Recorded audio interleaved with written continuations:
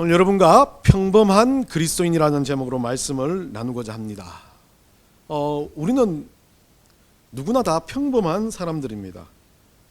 예수님을 믿는 사람들은 우리가 특별하다, 우리가 특별한 존재다라고들 이야기하지만 따지고 보면 그 특별함은 믿음에서 오는 거지 우리가 살아가는데 특별함은 없습니다. 다 동일하게 평범한 사람들입니다. 우리가 살아가는 모든 순간을 되돌이켜 본다면 모든 사람이 다 똑같이 하는 그런 행동들을 하고 살고 또 모든 사람과 비슷하게 우리의 일생을 지내며 끝을 냅니다. 그런데 그리스도인들이 우리는 특별하다, 우리는 다르다라고 이야기해주는 한 가지가 있다면 그것은 우리가 믿음을 가진 하나님의 백성들이기 때문에 그렇습니다. 예수 그리스도의 그 보혈의 핏값을 믿기 때문에 우리의 죄를 사해 준 것을 믿고 우리가 구원을 받았다는 것을 믿기 때문에 우리는 특별해진 존재들입니다. 우리가 받아온 것이 아니라 하나님께서 주신 특별함이라는 겁니다. 그렇기 때문에 우리는 특별한 존재라고 말할 수 있겠지만 그 특별한 존재로서 평범한 세상을 살아가는 그리스도인이라는 그런 존재들입니다. 결국 이 말을 다르게 말하면 우리는 변변치 않지만 우리를 쓰시는 하나님은 대단하시다. 하나님이 특별하기 때문에 하나님 주신 그 선물로 받은 구원을 가진 우리는 특별해질 수밖에 없다라는 이야기입니다. 우리와 함께 하시는 성령님께서 우리 가운데 특별함이 없지만 우리 가운데 대단한 것도 없지만 우리 가운데 은혜를 꾹꾹꾹 눌러주시고 우리는 성령을 따라가기만 하면 우리는 세상과 다른 기적의 인생이 되는 겁니다. 근데 이 평범한 우리들에게 있어서 신앙을 지키고 예배를 드리고 기독교인으로 살아가는 건 솔직히 말해서 쉽지 않습니다. 여러분들한테 늘 이야기를 하지만 너무 편할 것 같지만 믿으면 믿을수록 알면 알수록 신앙을 지키는 것, 믿음을 가진다는 건 참 어려운 일이기도 합니다. 쉽게 보면 쉽게 보이지만 어렵게 보면 너무 어려운 일이기도 하다는 거죠. 근데 오늘 이 엘리사라는 인물, 엘리야의 제자였는데요, 이 인물을 통해서 하나님은 우리에게 무엇을 가르쳐 주실까라고 고민하다 보니까 신앙이라는 것, 믿음이라는 것을 가지고 사는 것이 엄청난 스페셜한, 엄청 특별한 일을 하는 게 아니라 하나님께 우리 삶을 그냥 평범하게 맡겨드릴 수 있는 것, 그게 바로 믿음이구나라는 생각을 해보면서 말씀을 준비했습니다. 이 엘리사라는 인물, 엘리야는 대단했습니다. 그러나 좀 소심하고 겁이 좀 있어 보였지만 그래도 능력 면에 있어서는 엘리야가 엄청나게 대단했고 또 죽지도 않고 병거를 타고 하늘로 가버렸습니다. 사람들이 보기에 엘리야는 정말 특별한 사람이었습니다. 우러러볼 수밖에 없는 사람이었습니다. 그런데 그의 제자 엘리사라는 인물은 특별함이라고 볼 수도 있겠지만 하나님이 주시는 능력과 기적은 그대로 베풀지만 출신은 축산업, 농부였습니다. 농부라고 보기에 농부죠. 소를 가지고 밭을 갈다가 엘리야에게 선택이 됐습니다. 그리고 이 사람의 특징은 대머리였습니다. 성경 안에 나오는 대머리가 참 많은데 많은 분들이 사도 바울도 대머리였다. 여러분들 잘 아는 그 이름 뭡니까? 물고기 배 갑자기 생각이 안 나요. 이 물고기 뱃속에 들어갔던 그 친구 요나가 요나도 대머리였다라고들 기억하는 사람이 있는데 여하튼 대머리였던 것 같습니다. 이 대머리가 평범을 상징하지 않지만 대머리가 되면 10년이 늙어 보이고 대머리가 되면 옆집 아저씨, 아무리 인상이 더러운 아저씨도 친근한 아저씨가 된다고 그럽니다. 그래서 대머리가 평범하지 않을까 생각을 해봅니다. 그러다가 인터넷에 대머리 하니까 이런 글들이 나옵니다. 대머리는 나쁜 게 아니다라고, 대머리 괜찮다라고 이야기하면서 위로를 받은 글이 있습니다. 대머리는 용감하다. 왜? 무모하니까. 대머리는 사람들이 한 번 쏠 수 있는 총을 한 번 쏘지 않는다. 왜? 두 발이 없으니까. 대머리는 똑똑하다. 왜? 모자람이 없으니까. 별로 안 좋아하시네. 대머리 이해를 못 하시는 거 아니죠? 대머리의 매력에 빠지면 헤어나올 수 없다. 이건 영어라서 못 알아들을 수 있습니까? 대머리는 성격이 좋다. 왜? 뭐가 나지 않으니까. 예, 죄송합니다. 대머리 좋은 거예요. 여하튼 이 대머리를 성경에서는 어떻게 보나, 구약에서는 어떻게 보냐면 에스겔 7장 18절에서 그 대머리를 우리가 잘 볼 수 있습니다. 한번 읽어봅시다. 그들이 굵은 배로 허리를 묶을 것이요, 두려움이 그들을 덮을 것이요, 모든 얼굴에는 수치가 있고 모든 머리는 대머리가 될 것이며. 레위기 21장 5절 한번 읽어봅시다. 제사장들은 머리털을 깎아 대머리 같게 하지 말며 자기의 수염 양쪽을 깎지 말며 살을 베지 말고. 구약에 있어서 대머리는 단순한 대머리가 아니었습니다. 대머리는 저주였습니다.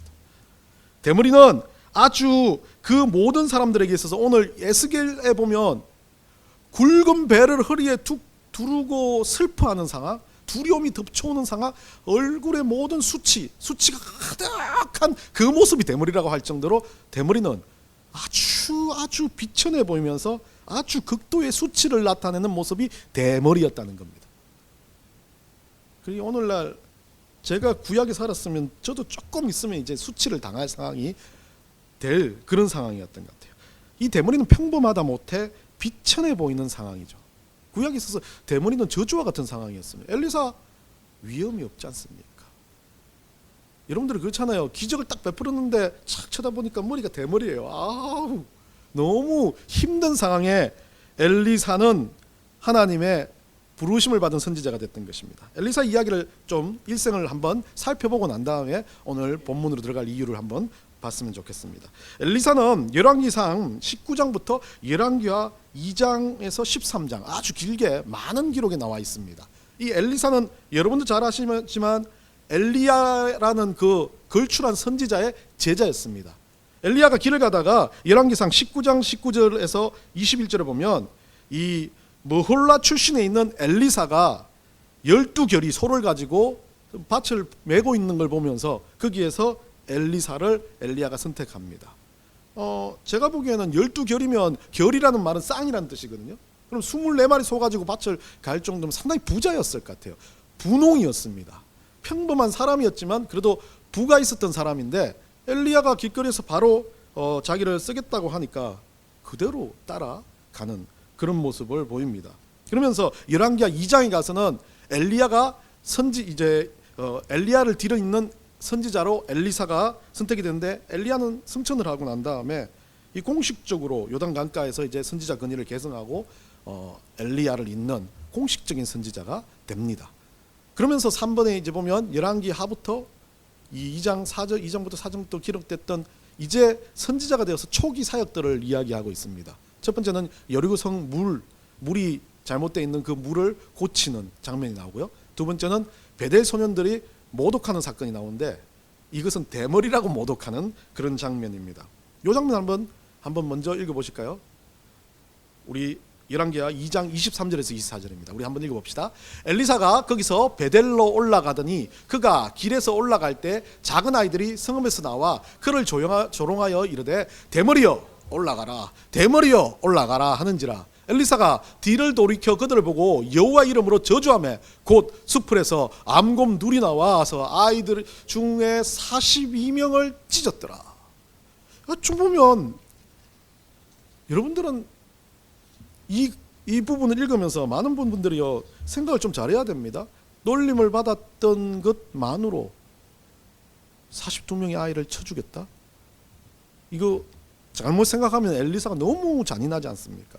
그런데 중요한 건 여기에 작은 아이들은 이 단어는 작은 아이들이라고 적어놨지만 이 구약의 성경에서는 젊은이에 통칭되는, 그러니까 율법을 공부를 했던 사람들에 대한 이야기라면 아주 유아기틱한 아이가 아니라 10대에서부터 20대까지 율법을 공부하는 젊은 아이들에 속할 것 같아요. 그게 왜 그러냐면 엘리사가 베델로 올라가더니라고 적혀있는 이 올라간다는 이 단어가 원래 엘리야가 승천할 때 썼던 단어를 똑같이 사용하고 있습니다.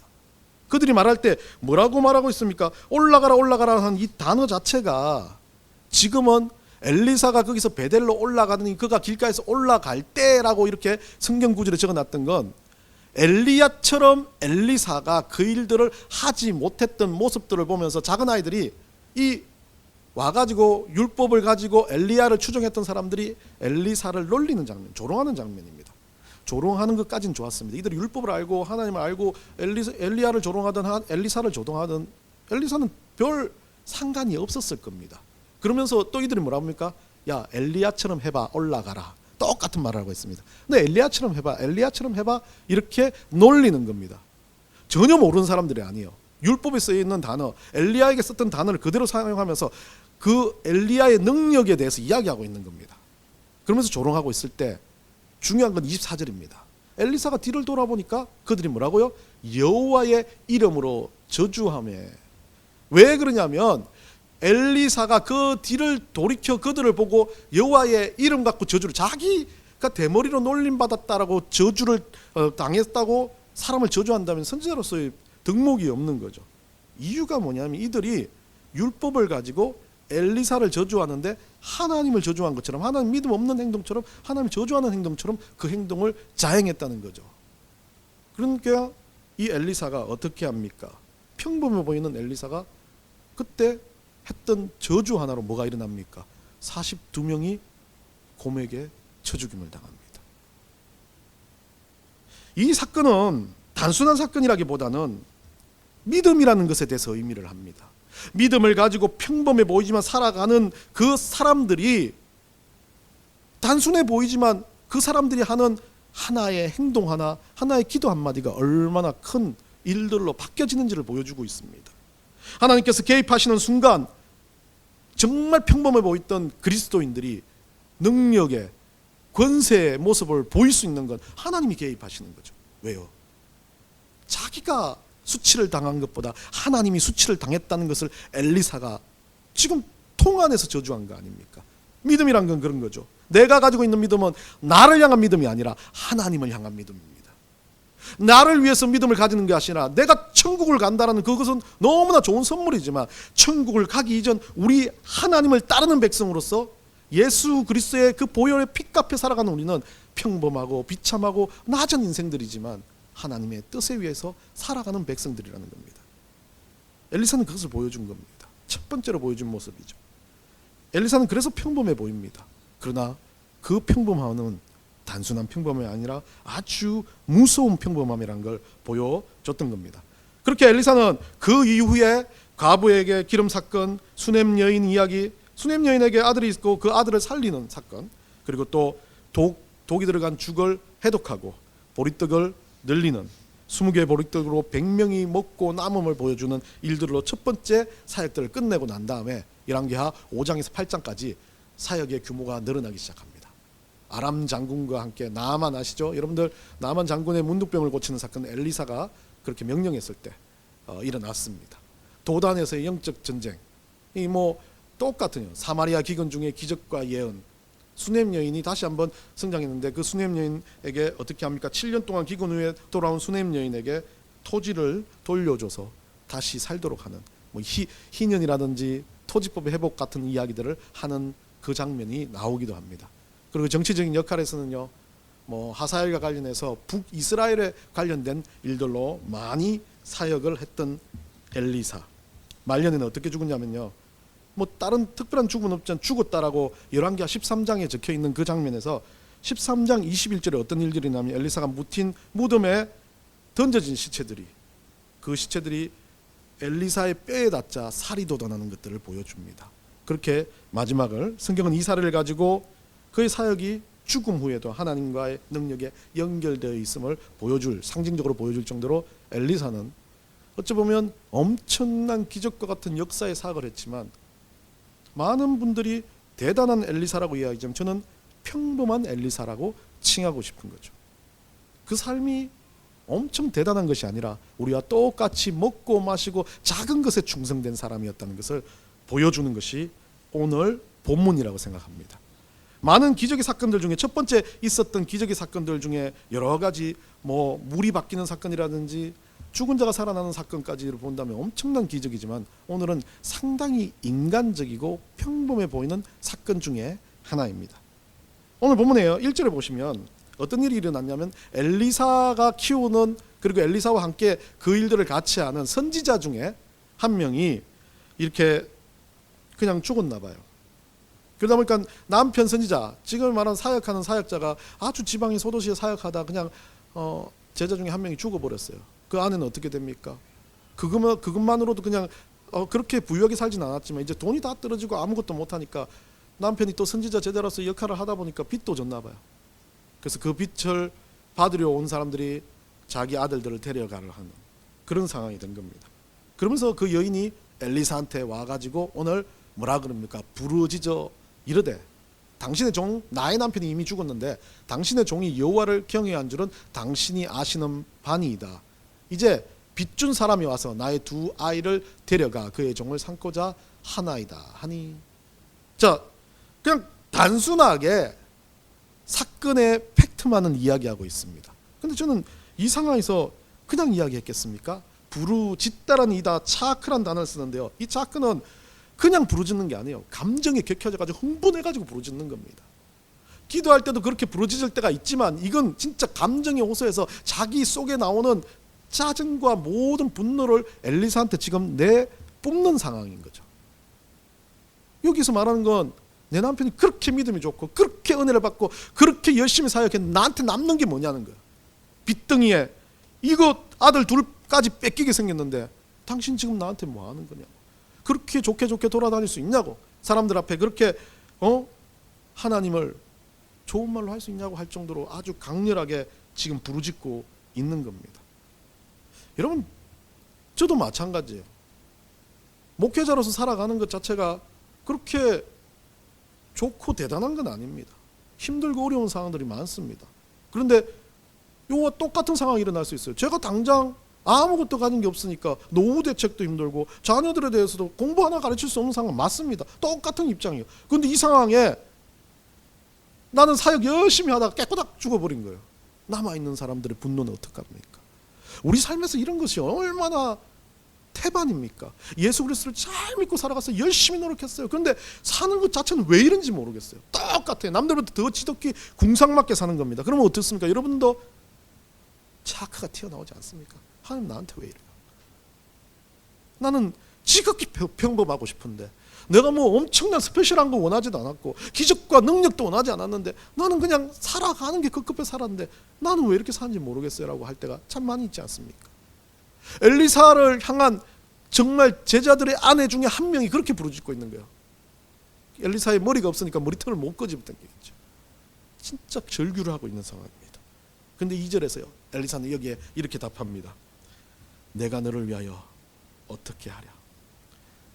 여러분들 그냥 이렇게 읽어보면 내가 너를 위하여 어떻게 하라는 이 단어를 읽어보면 어떤 마음이 듭니까? 참 어찌 보면 저는 이 처음에 한번 뭐 본문을 읽을 때 처음으로 읽었을 때 엘리사의 마음이 뭘까 고민을 하면서 읽었어요. 근데 이 여기는 약간 자조적인 마음 같아요. 나도 똑같다. 나도 뭐 그렇다고 대단하지도 않다. 내가 뭘 해줄 게 없다라는 말로 느껴졌습니다. 근데 진짜 원전에서 마에셀라크라고 읽는데 이것이 직접적으로 도와줄 수 없는 상황 하에서 사용하는 표현이라고 말합니다. 내가 해줄 게 없는데 내가 어떻게 하지? 라고 말하는 거죠. 근데 반대로 말하면 해줄 상황이 아니지만 또 때로는 내가 무엇을 해주면 너한테 도움이 될까라는 직접적인 마음도 포함되어 있다라고 이야기를 합니다. 엘리사의 모습은요, 내가 능력이 별로 없어서 너한테 해줄 게 없다라고. 왜? 엘리사는 알았거든요. 자기의 능력이 누구한테? 하나님한테서 나오는 거예요. 근데 내가 어떻게 해줄 수가 없는 겁니다. 내가 갑자기 나타나가지고 그 여인에게 막 수원금이 나타나게 해가지고 더 줄 수 있는 그런 상황이 아니라는 겁니다.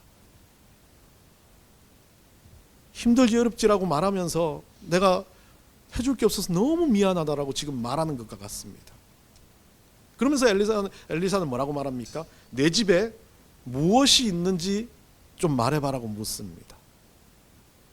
아니, 첫 번째는 뭘 해줄까 이렇게 물으면 저 말 할 필요 없지 않습니까? 그냥 네 집에 뭐 있어? 그렇게 물어보고 이 말한 것처럼 기름이 있으면 그 기름 가지고 기적을 베풀면 되는데 엘리사의 모습을 봤을 때 앞에 말은 진짜 엘리사 자신에 대한 이야기입니다. 내가 해줄 게 하나도 없다는 겁니다. 그런데 뒤에 말은 뭡니까? 내 집에 무엇이 있는지 내게 말하라는 건 이거는 믿음에 대한 문제입니다. 네가 가지고 있는 것이 무엇인지를 말해봐. 그것으로부터 내가 할 게 아니라, 나는 해줄 게 없지만 내가 하나님 앞에 기도해 볼게. 내가 하나님 앞에 그것에 대해서 너의 상황을 정말 면밀하게 알려볼게 라는 엘리사의 모습이 있다는 거죠. 그러면서 그 계집종이라는 그 여인이 뭐라고 말합니까? 기름 한 그릇 외에는 아무것도 없습니다. 예, 생각해보면 엘리사가 가지고 있던 이 물음에 대해서 다시 한번 생각해보기 전에 이 여인은 그것에 대해서 받아들이는 장면이 다를지 모르겠지만 자기 집에 뭔가 있어 그러면 화가 나서 외치며 먹고 죽을 것도 없다라고 이야기할 건데 기름 한 그릇이 있대요. 대단한 겁니다.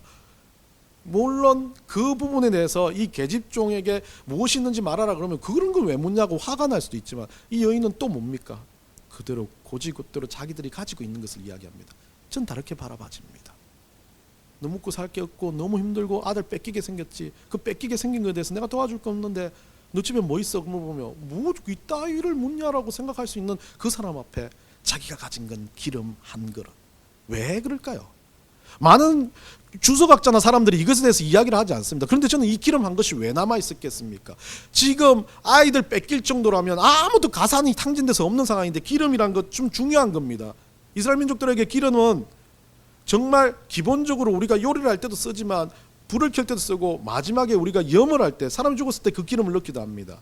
그렇기 때문에 기름은 상당히 그들에게 있어서 필수적인 거고 중요한 건데 기름만 있으면 안 되잖아요.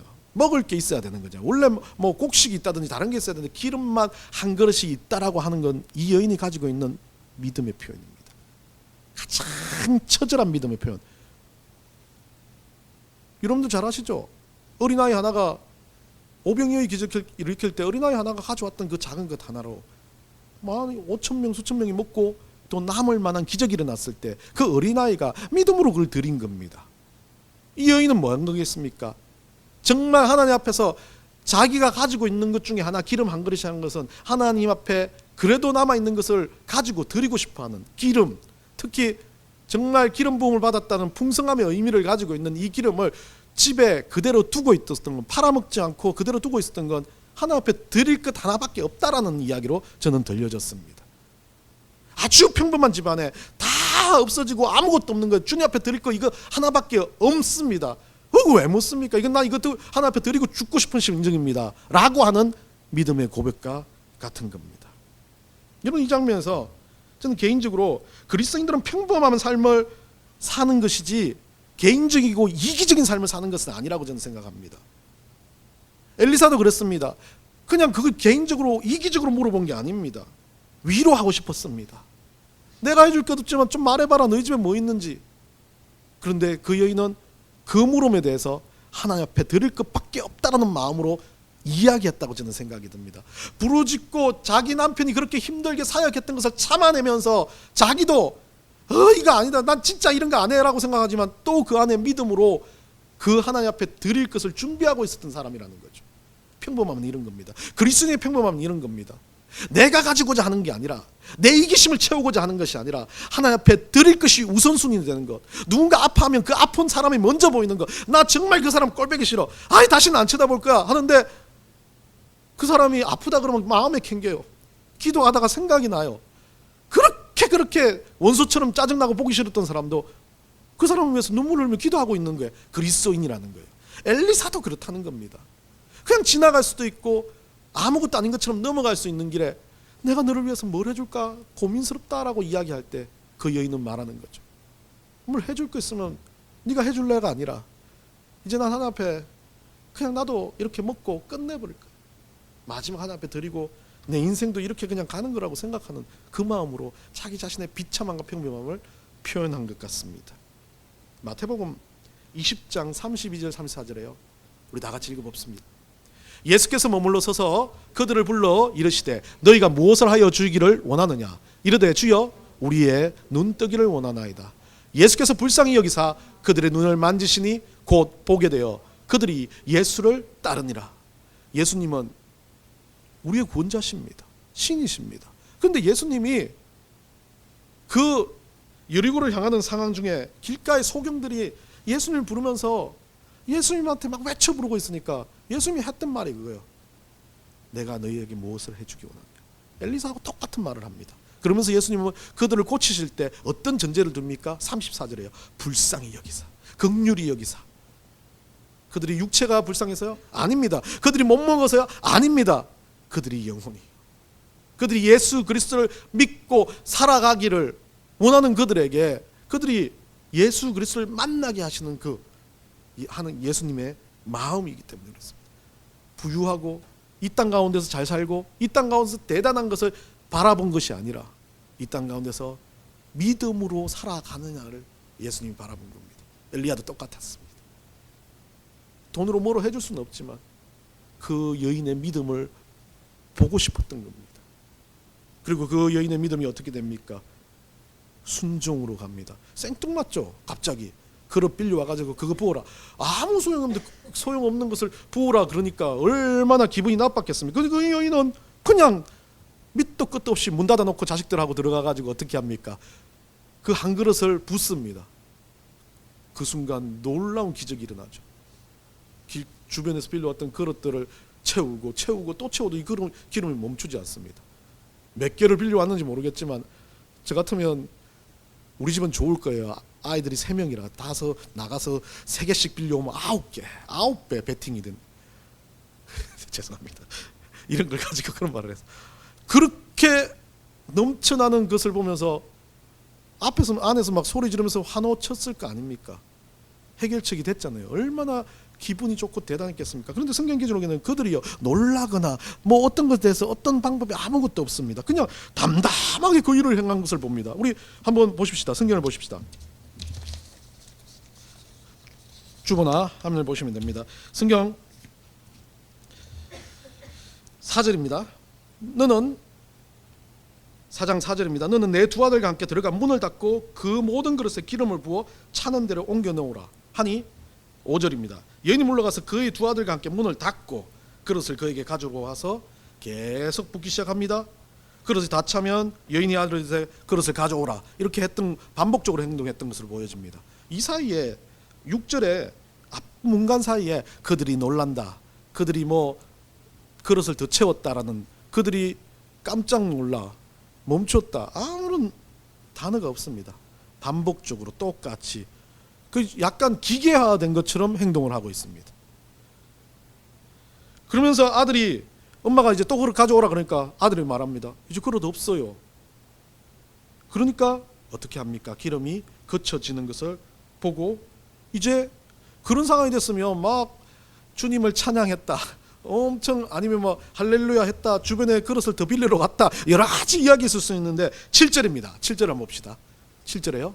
7절에 뭐라고 되어 있습니까? 그 여인이 하나님의 사람에게 나아가 말하니 그가 이르되 너는 가서 기름을 팔아 빛을 갖고 남은 것으로 너와 내 두 아들이 생활하라 하였더라.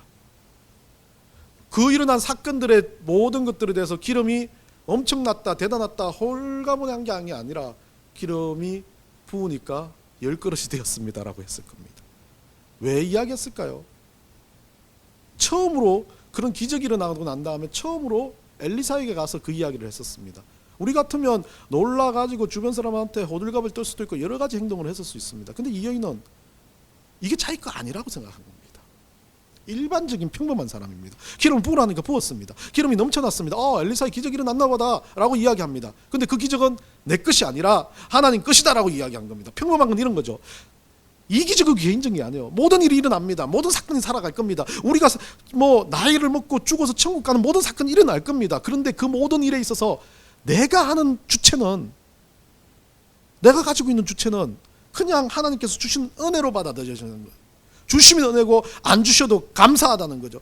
엘리사를 만나러 왔던 이 여인은 처음에 분노가 치밀어 올랐어요. 근데 하나님께서 주시는 그 기름이 부어지는 그 가정을 통해서 뭘 느낀 겁니까? 하나님 살아계시다. 하나님 역사하신다. 하나님 이유가 있으시다. 우리 남편 데려가는 이유도 있으시고 우리 자식들의 빛에 대해서 어떻게 된 이유도 있으시다. 하나님이 하신다라는 그 믿음이 생긴 거죠. 그 믿음이 또 확고해지니까 이거 내가 가지든 안 가지든 아무 상관이 없다는 거예요. 그 엘리사한테 갖다 놓습니다. 엘리사 뭐라고 말합니까? 네 거다. 갖다 팔아라. 그리고 빚을 갚고 네 두 아들과 생활해라. 수천금 수억만금이 아닙니다. 어쩌면 빚을 갚을 정도고 조금 남았을 겁니다. 문제가 해결되어졌습니다. 이 여인의 모습에서는요, 문제가 해결된 것으로 끝나는 것이 아닙니다. 그 가운데서, 그 행위 가운데서 평범하게 동일하게 똑같이 담담하게 욕심부리지 않고 자기가 가지고 있는 이 믿음을 지키고 신앙을 지키고 뚜벅뚜벅 살아갔을 때 어쩔 땐 분노가 일어났어요. 분노로 부르짖었어요. 화가 머리 끝까지 치밀어 올랐었어요. 그런데도 주님을 다시 생각하고 믿음으로 다시 회복하는 순간 이 여인에게 또 살아갈 힘이 생기고 또 하나님 앞에 설 수 있는 은혜의 역사가 일어났다는 겁니다. 저는 그것이 평범함이라고 봅니다. 그리스도인들은 대단하게 사는 인생이 아닙니다. 세상에서 말하는 대단함과 다릅니다. 많은 것을 가지고 대단함을 실천하지 않습니다. 그냥 지금 내게 있는 것으로 최선을 다하는 것, 그게 그리스도인입니다. 우리들에게 평범한 삶은 계속됩니다. 절대 멈추지 않습니다. 그 평범함 속에서 우리는 믿음으로, 하나님의 말씀으로, 때로는 믿음이 없어진다 할지라도 다시 한번 주님의 말씀 앞으로 돌아올 수 있는 그것이 평범함입니다. 그런 평범함의 은혜를 누릴 수 있을 때 그 은혜가 우리를 기적의 역사 가운데 이끌어 가십니다. 근데 그 기적의 역사가 뭔가 내가 대단해서 한 것이 아니라 내가 평범함을 그대로 유지했을 때는 그 기적이 하나님께서 주시는 은혜가 되며 그 기적은 다른 영혼들을 이끌 수 있는 하나님의 도구가 된다는 겁니다. 마태복음 8장 8절과 13절에 가보면요, 백부장이 그랬습니다. 우리 한번 읽어봅시다.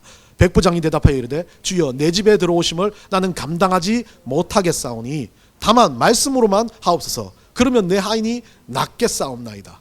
예수께서 백부장에게서 이르시되 가라 내 믿음대로 될지어다 하시니 그 즉시 하인이 나으니라. 백부장이 뭐가 아쉬워서 자기 하인 하나 구하겠다고 우리 주님 붙들어 와가지고 주님 오시니까 내가 감당 못하겠다 그렇게 이야기하겠습니까? 믿음이 있기 때문에 그래요. 자기 권세와 능력이 아니라 예수 그리스도의 그 구원의 능력을 믿기 때문에 그렇습니다. 예수 그리스도의 권세를 믿기 때문에 그 어떤 것과도 비교되지 않을 주님을 알기 때문에 그런 겁니다. 그렇게 백부장 똑같이 행동하는 겁니다. 그러니까 뭐라 그럽니까? 예수님은 내 믿음이, 백부장의 그 믿음이, 여러분의 그 믿음이 우리뿐만 아니라 세상을 살리는, 세상을 낫게 하는 그런 역사가 될 거라고 말하십니다. 엘리사의 인생을 통틀어 가장 확고하게 보여주고 싶은 것은요, 기적과 능력과 역사가 아닙니다. 이방 신들과 싸워서 이겼다는 것도 아닙니다. 엘리사처럼 그렇게 살아들인 걸 원하네요. 엘리사 주변에 일어났던 그 기적들을 보고 살은 것이 아니라 똑같은 일들을 반복해서 하더라도 하나님 앞에 그 일들을 하면서 살아가는 것이, 삶은 누구나 다 평범하지만 그 평범한 삶 속에서 우리 하나님께서 역사하시면 기적들이 나고 능력들이 나지만 그것이 엘리사의 것이 아닌 하나님의 사역임을 기억하라는 겁니다. 우리도 이 땅 가운데 살아갑니다. 은혜 가운데 많은 것들을 누리고 살아갑니다. 우리 것입니까? 아닙니다. 하나님 주신 겁니다. 주신 분도 하나님이시고 거두시는 분도 하나님이시라는 것을 우리가 믿음에 살아가야 된다는 거죠. 그리고 마지막에 천국 앞에 섰을 때 주님 앞에 그때는 한 번은 할 수 있지 않습니까? 주님, 그래도 제가 욕심 부리고 싶고 누군가 짓밟고 싶고 화내고 싶은 모든 순간을 평범하게 억누르면서 주님 앞에 왔습니다라고 그 말 정도는 할 수 있어야 되는 게 우리 평범한 그리스도인 줄 믿습니다. 우리 인생을 살면서 믿음이 있기에 우리는 다른 사람들보다 특별합니다. 우리 인생에 믿음이 없다면 우리는 다른 사람과 동일한 사람들입니다. 그렇지만 이 믿음 때문에 우리는 오늘도 특별한 삶을 살아드리려고 노력하는 겁니다. 이 믿음 때문에 우리는 아무것도 없는 정불모지와 같은 세상에서도 평범한 우리 삶을 통해서 기적을 이끄실 하나님을 만나려고 안간힘을 쓰는 겁니다.